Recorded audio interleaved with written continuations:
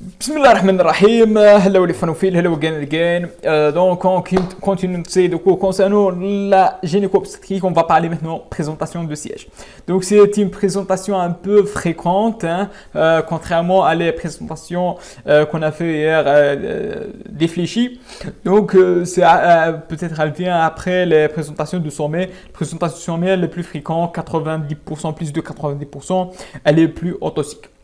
Mais ici, on a la présentation du siège, c'est-à-dire le fœtus qui va présenter par ses fesses. Rien à dire avec ses fesses. Donc, c'est une présentation longitudinale. Donc, l'axe, elle est longitudinale. Donc, on a plusieurs modalités. On a un tiers des cas, le siège est complet, le fœtus assis en tailleur.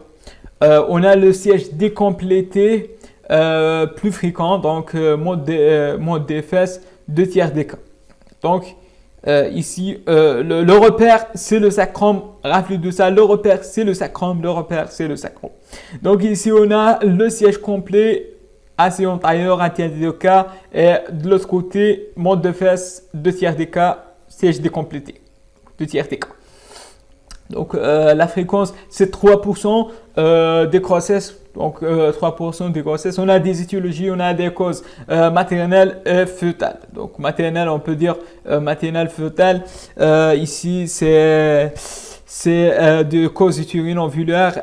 Causes utérines, donc, dans l'utérus, on a la congénitale, on a la kyste. Les causes congénitales, on a les malformations, cloisons, des plans, etc., hyperplasie utérine, tout ça en congénital. Dans l'acquis, on a la multiparité, les fibromes de fond utérine.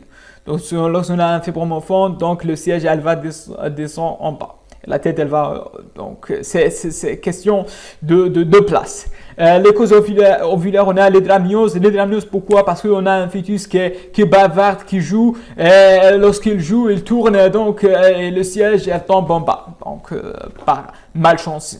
Placenta prévia, donc la placenta prévia, la placenta, elle est en bas. Donc, le siège, elle va faire en bas. La prévité du cordon, la grossesse mutuelle. Tout ça. Donc, les causes pelviennes, on a les tumeurs pelviennes, passe ici, cause fœtale, on a l'anocéphalie, l'hydrocéphalie. Donc, anocéphalie, l'hydrocéphalie. L'hydrocéphalie parce que la tête, elle est grosse, donc elle est en haut et le siège, il est en bas. Donc, parce que la dimension. Donc, on a des causes fœtales, l'hydrocéphalie parce que la tête elle est plus grosse, donc elle est en haut et le siège il est en bas. Donc ça c'est pour les causes fœtales, les maternelles, etc. L'étude clinique, l'inspection, on trouve que on va l'étudier l'axe vertical, la palpation.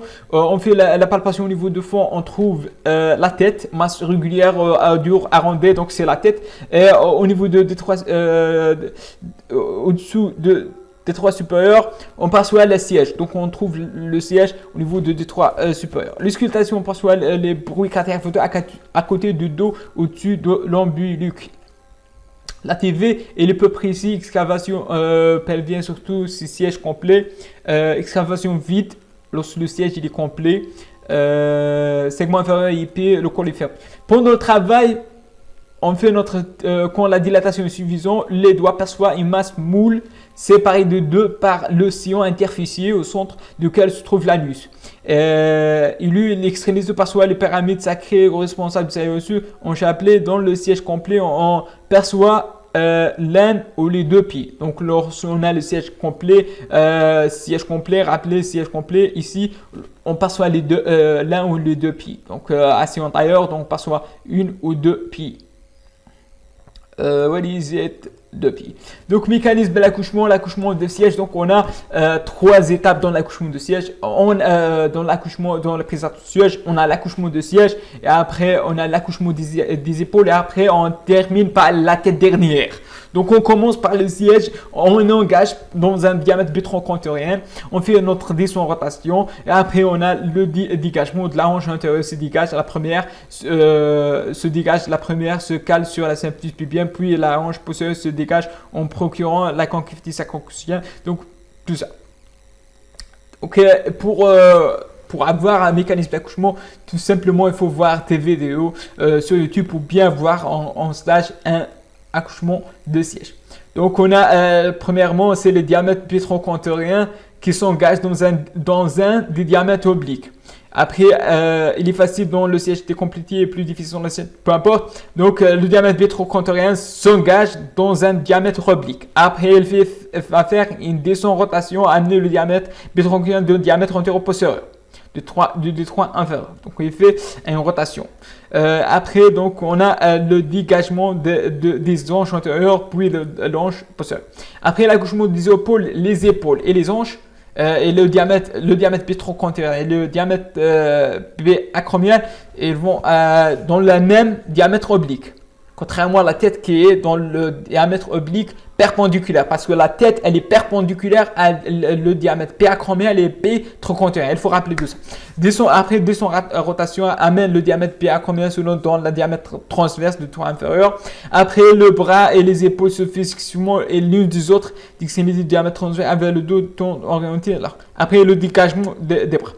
Donc, l'accouchement des sièges, rien de particulier.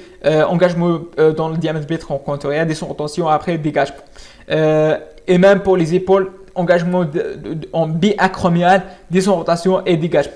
La tête dernière, l'accouchement, la tête elle est bien fléchie selon un diamètre oblique de bassin.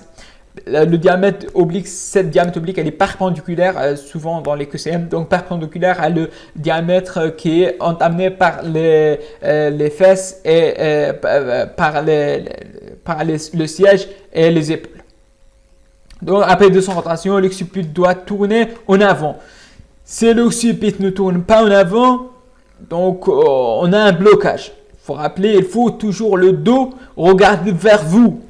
Lorsque vous sortez un accouchement, je ne sais pas, ça c'est condamné. Il faut condamner, il faut une rotation et le dos regarde vers vous. Ici, regardez, elle est accrochée, le menton sur le pubis.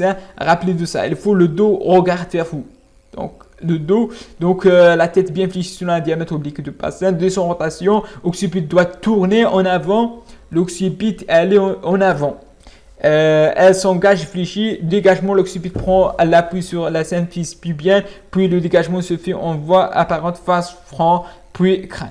Donc ça, il faut rappeler le dos regarder vers vous. Le diagnostic différentiel, présentation de face, présentation de front. L'anomalie de l'accouchement rectile de membrane, donc dystocie dynamique, position relèvement des bras, l'os de l'engagement, donc les bras se relèvent, peut relever les bras, on peut avoir des présences de cordon, dystocie dynamique, rupture prématurée de membrane, la rotation de dents en arrière, c'est très grave, donc très grave. Quand je dis le dos en arrière, cette complication très grave va entraîner la rétention de la tête dernière. Rappelez de ça, il faut toujours ici, donc on va parler comment on va faire. Donc pour toutes ces complications, on préfère parfois de faire directement une césarienne pour ne pas avoir toutes ces anomalies. Donc ici, rappelez de ça, le dos toujours, il faut être en avant.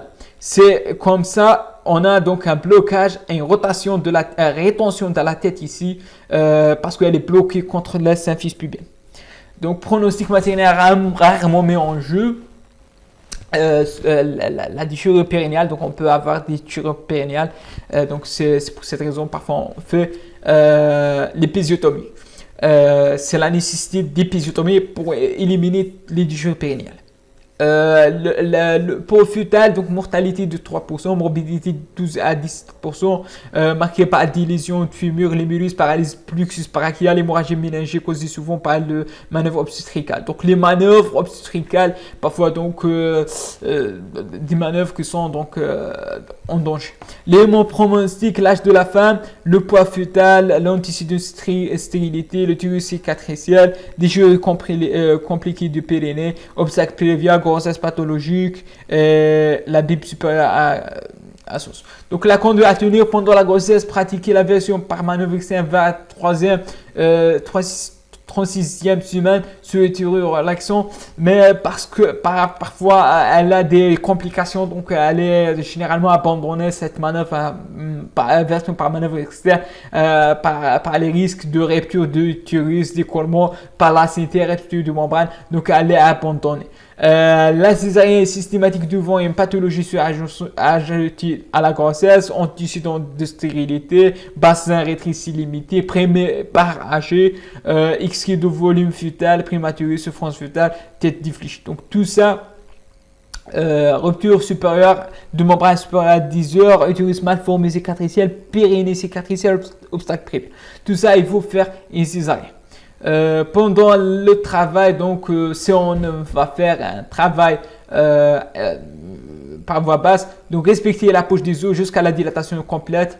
Accouchement doit se faire dans le milieu hospitalier pour si on nécessite une réanimation ou bien césarien. En cas de panne de contraction à la phase d'expulsion, une perfusion d'osseotis est mise en place. L'épisiotomie systématique pour éviter les déchirures périnales, etc. Au moment de dégagement du siège, abstention complète, sauf s'il y a une tendance à une rotation de dos en arrière. Donc, lorsqu'on a le siège qui sort, on n'intervient pas. On laisse sortir par la nature, Dieu merci, on est tranquille. Seulement si on voit que le dos il va faire une rotation vers l'arrière, ici on va intervenir pour ne pas laisser cette rotation vers l'arrière parce que c'est une complication très grave et va bloquer la tête si on laisse la rotation en arrière. Par le blocage de menton sur pubis, et c'est cet phénomène appelé la rétention de tête en arrière très grave. En cas de dystocie, il faut faire des manœuvres suivantes. Donc, manœuvre de l'offset. En cas de relèvement des bras, faire descendre le bras. On descend les bras, donc pas des manœuvres simples. Donc, on va descendre les bras. Pourquoi on fait ça? Parce que, imaginez, le siège, il est petit.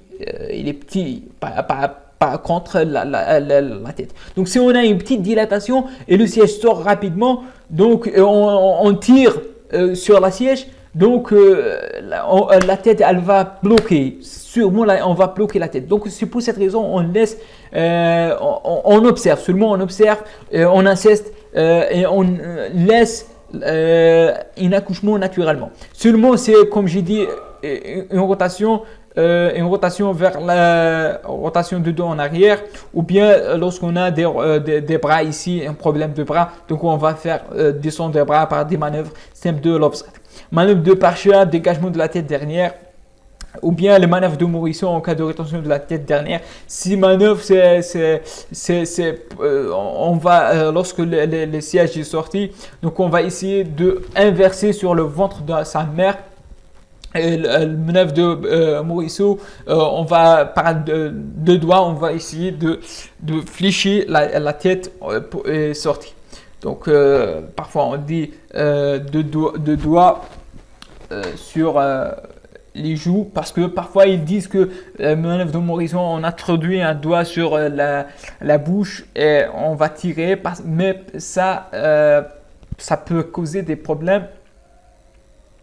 Surtout donc, je lis certains des fractures de mandibule, etc. Mais ça, ce sont des manœuvres, on peut les faire. Et voilà, ça c'est le manœuvre de Morisot. Donc, on va essayer d'introduire. Donc, on met ici le fœtus sur notre bras et on introduit deux doigts pour essayer de faire une flexion. Et on va donc pour sortir la tête qui est probablement bloquée. Donc la conclusion, la présence du siège reste autosique quand l'élément pronostique ont été évalué et l'accoucheur expérimenté sur place. Lorsqu'on a une accoucheur expérimentée sur place, donc on peut accoucher, permet de faire naître des enfants en bon état. Le recours à la césarienne en cas de doute est préférable aux manœuvres traumatisantes. Comme je dis, ces manœuvres sont parfois traumatisantes, donc il faut pour éviter les traumatismes fœtals, donc on préfère de faire une césarienne en cas de doute. Donc enfin, elle reste autosique, mais il faut parfois faire une césarienne prophylactique. Donc enfin, je vous remercie pour votre attention. N'hésitez pas à cliquer sur le j'aime, abonner sur ma chaîne et d'aimer, partager la prochaine sur la selle.